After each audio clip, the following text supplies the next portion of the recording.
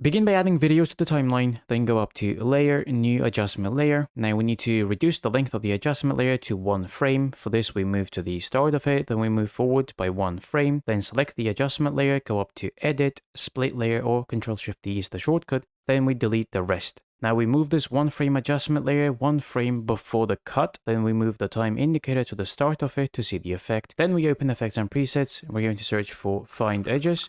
Add it to the adjustment layer, then VR Glow, and then Noise.